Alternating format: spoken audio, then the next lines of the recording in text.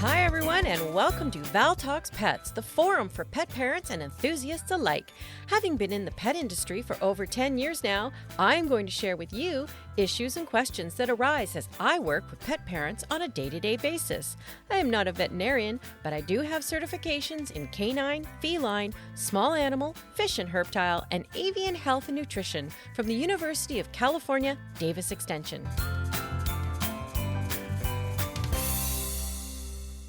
Hello, everyone, and welcome to this episode of Val Talks Pets. Well, the weather has finally changed, and it's time to talk about summer safety and summer activities with our pets. There are definitely some summer do's and don'ts for pets, and some equipment that you might want to have on hand for activities and hot days. So, let's start with cats. Many cats are indoor cats that do not go outside. When the temperature outside really soars, it is best to keep your indoor cat in a cool, air-conditioned environment. Cats will sometimes bathe in the sun, and you would think that they would regulate their exposure on their own, but not always. So keep an eye on how long Kitty is lying in the sun to avoid getting overheated.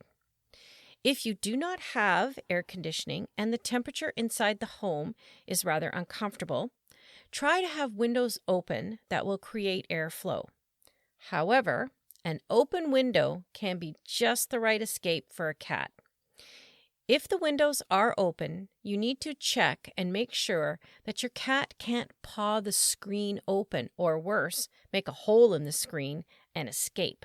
Some rigging of the open window will be necessary to make sure the air is flowing, but Kitty is safe inside. Make sure the cat's water is changed frequently so it is not too warm. It is also suggested that several water stations be set up in all of your cat's favorite places to ensure drinking. And if you usually have playtime with your cat, it's probably best to wait until the sun has moved around and the house has cooled down a bit. And also, light play is probably the best option. Now, let's take a look at our kitty friends who go outside. A cat outdoors can quickly become dehydrated. So just as you should have multiple water stations for an indoor cat, you should have several bowls of water outside in shady areas for your cat. Washing the bowls every day ensures bacteria isn't building up, and freshening the water regularly throughout the day will coax Kitty to drink and avoid that sudden dehydration.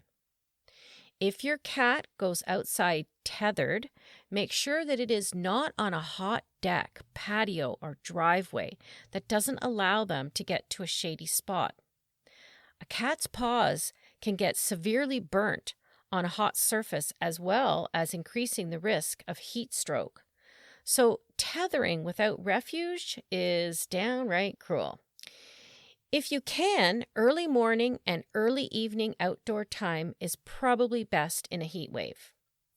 For our kitties who get to wander a bit, the same rules apply, that water must be readily available, and be aware if lawn pesticides have been applied or vermin poison has been set out. Make sure any poison is in a safe container, and if the lawn has just had a treatment, it may be best to skip the outside trip for a day or two. If you just can't keep your cat in and the lawn has been treated, make sure to wash your cat's paws as often as possible. Now, for both indoor and outdoor cats, it is necessary to know the signs of heat stroke. Cats can only pant and or sweat through their foot pads to release heat. If your cat is panting, lethargic, vomiting, or having trouble standing, this could be signs of heat stroke. In this case, the cat's body needs to be cooled immediately, and medical attention needs to be sought if you are finding the symptoms are getting worse, because a cat can go into organ failure very quickly. So applying cool cloths repeatedly, gradually dropping the core temperature, is the root. Don't dunk a cat with heat stroke in a cool or cold bath. This will just accelerate everything into a place you do not want to go, and more than likely, it will turn out badly. As I've said in another episode, you should know the phone number and directions to your nearest emergency vet clinic and have done your homework first to see if they require a billing of your credit card before looking at your pet. Hopefully, you will have caught the heat stroke right away, and the application of cool cloths will do the trick. Now, besides from providing shade, a cool place, lots of water, some people may be tempted to shave their long hair cat, thinking this will be cooler for the summer. Well, the answer here is never shave your cat. Their fur is there to keep them warm and cool. Upsetting this part of nature is not a good thing. Plus, a cat can get sunburned just like humans, so exposing their skin is just asking for trouble. What you can do, though, is brush your cat a lot. This will get out undercoat and provide a cooler coat for your cat. Okay, so let's talk about our smaller friends for a bit. A lot of people own rabbits as pets, and it's very tempting to let our little bunnies enjoy some outdoor time on a warm day. Rabbits are less tolerant of heat than cold and do not do well with extreme temperature changes. If you decide to keep your rabbit inside, keep in mind the same cautions as for cats. It is best to move their hutch out of direct sunlight and perhaps move their habitat to a cool place if the house is becoming very warm.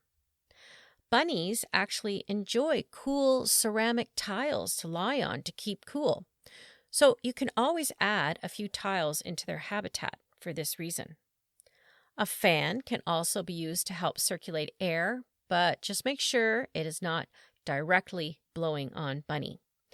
And just as with cats, cool water available at all times and changed regularly is absolutely necessary.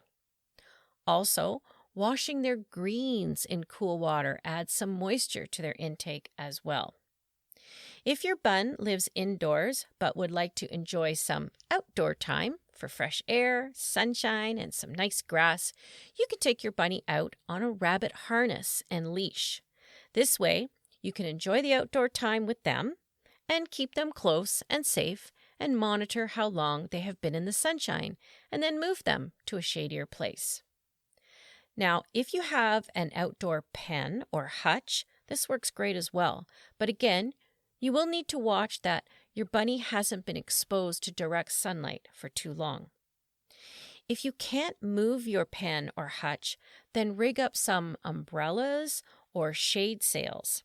And again, water, water, water.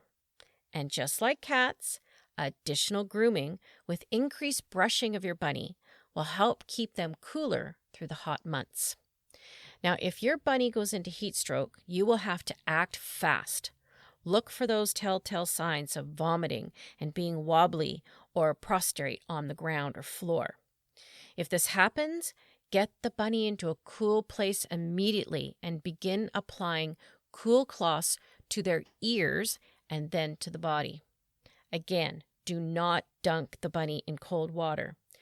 You may have to seek medical care, so have that emergency vet number and directions close by. Once the temperature outside is over 29 degrees Celsius or 85 degrees Fahrenheit, it is way too hot for your bunny to be outside unless they live outside and have a shady temperature-regulated hutch. Okay, so that brings us to our super outdoor friends, dogs. Most dogs just love to be part of the family, enjoying outdoor time, playing, and hanging about the barbecue. Most times, when summer is at a nice temperature, playing ball, frisbee, or going for walks is just part of enjoying the warm weather. Even so, the temperature may not be soaring, It's still important to make sure your dog has access to cool water all the time and a shady place to lie and have a nap. Now, this is also where you will have to be diligent about flea and tick and mosquitoes. Remember to always have a tick key handy because there can easily be that one that gets by the protection you have given your dog and will have to be removed. For more in-depth information on fleas, ticks, and mosquitoes, access my episode on fleas, ticks, and worms, oh my. So let's say the temperature is soaring and we have to take all precautions to make sure our dogs do not get heat stroke. So first things first, ask yourself if it's too hot for your dog to stay outside. If you are inside because it's too hot, your dog needs to be inside as well. Our Tundra is a very furry dog, so if it's hot, we let him go outside to do his thing, but we set a 15-minute timer and then bring him in. We do this periodically throughout the day. Now, if it's on the warmer side and the dog wants to be out with you, there are some products that can help.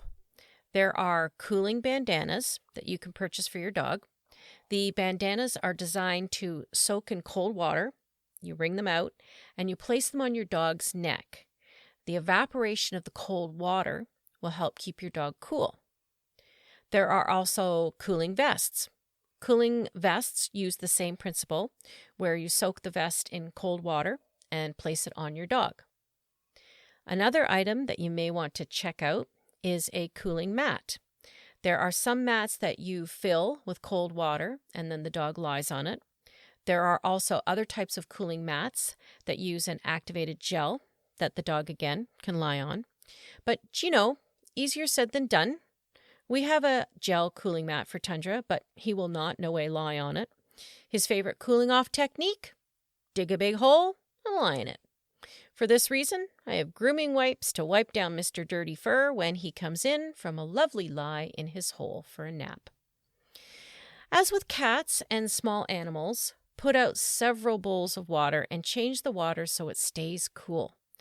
Never leave your dog outside when it is hot, thinking they will just find shade. If it's too hot for you, it's too hot for them. And dogs with light color noses are definitely at risk for sunburn. There are some really good snout creams on the market, and I believe Wendy Patrick from Finessium has a great product that you can order online for noses that need some attention. Now, if we are just having some summer fun with our dog, let's talk about safety tips to make sure the summer goes by without incident. One thing to think about when spring and early summer comes around is pesticides and lawn feeds. It's really important to be aware if there has been any lawn treatments or bug spraying done to areas or environments where your dog may go. A dog rolling on a treated lawn and then licking himself can create some nasty upsets and may even require quickly getting to the vet. So be very aware and cautious when you are around insecticides, garden, and lawn treatments. If you like to take your dog boating or canoeing, there are also some safety tips to think about. If you're going to canoe with your dog, I highly recommend taking your dog on a few practice runs in the canoe on a small lake or pond. Taking the dog out several times will get them used to the idea of sitting still in the canoe. The last thing you need is an anxious dog in a canoe with your gear, jumping into a large lake and tipping you and all your gear into the water. When I had my border collies, we were avid canoeists and we practiced with both dogs in the canoe on our pond several times. They really responded to canoeing and just enjoyed the cool bottom on the canoe and the motion. Well, out we went onto a very large lake, paddling into what is called a canoe in sight for camping. The canoe had all our gear, ourselves, and the dogs. Everything was going just as practiced until the male dog saw a loon. Well, that's one we didn't anticipate. Well, he stood up and then put his front paws on the gunnel, and if we weren't in such a balanced and well-made canoe, I'm sure we would have been in the drink. It took a bit to get the dog back into a sitting position, but we did, and thank goodness he never did that again. Either way, if you are in a canoe or boat, your dog should be wearing a life jacket. I can't tell you how many times I have had someone spy the dog life jackets and say, "What for? Don't dogs know how to swim naturally?" Well, yes, they do, most of them. But the problem is that if the dog falls or jumps out of the boat or canoe, his instinct is to swim to shore, not to you. You could easily be several kilometers away from shore, and the dog will continue swimming until most likely he tires and then drowns.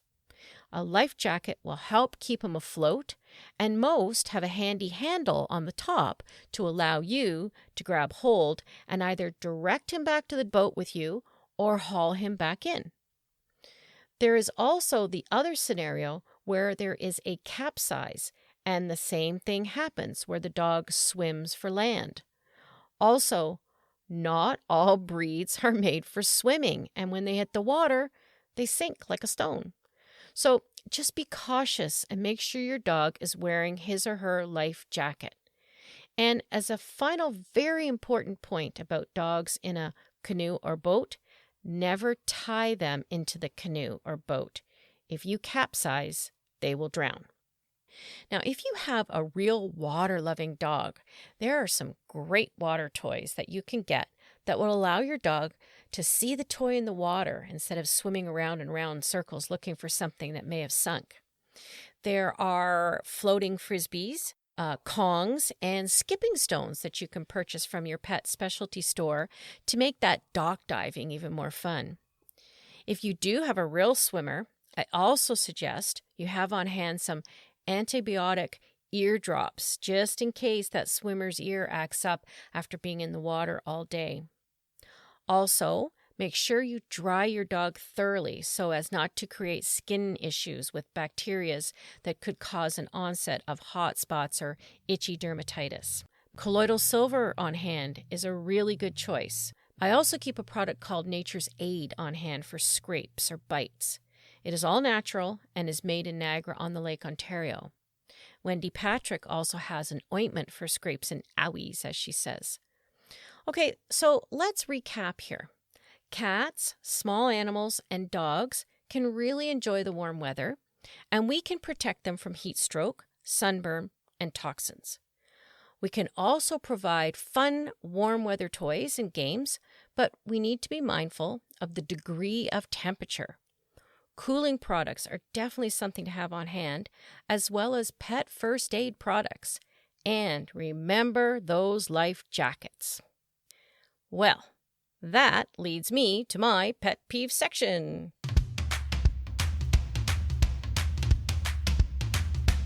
Well, I bet you can guess what my pet peeve is for this topic. Never, ever leave your dog, cat, or small pet in a car during the summer. It absolutely astounds me that every year there is a story about a poor dog dying in a hot car. Here's a story from last summer. It was a hot day, 28 degrees Celsius, and I and a colleague were out back of the store where the driveway backs onto a park and has trees, and usually only employees use this to park. We were actually watching a groundhog when a SUV pulled up and parked under one of the trees. We didn't recognize the vehicle from any of the other business employees we usually see. A senior woman got out, walked past us, went around the corner, and headed to the grocery store across the way. We looked at each other and thought that was strange, and then I thought I saw something move in her vehicle. I said to my colleague, "Does she have a dog in that car?" So I went over to the vehicle, and sure enough, she had 2 dogs in the car, and the windows were down about 3 inches. They weren't in distress, but they would be, depending on how long she was going to be, and the day was getting hotter. Well, you know what?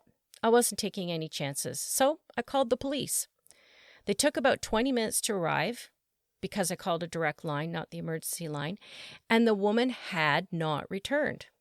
The policeman checked everything out, and he was just about to go to the grocery store to try and find her when, lo and behold, who comes around the corner with her shopping cart?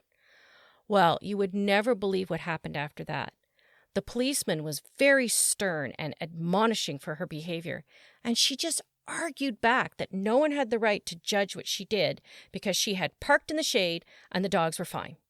She actually told my colleague to go, well, you can imagine what she told her to do, and she was still arguing with the police.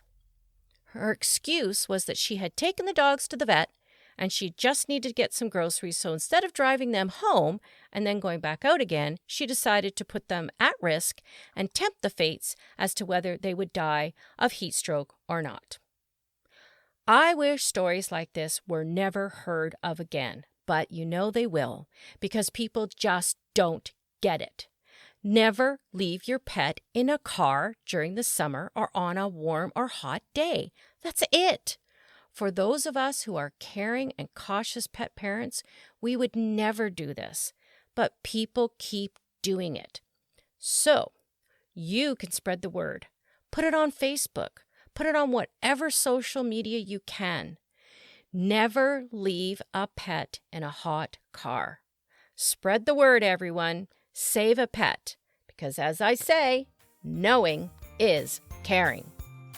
Thank you for listening to Val Talks Pets. Please remember to follow or subscribe to ensure that you never miss an episode.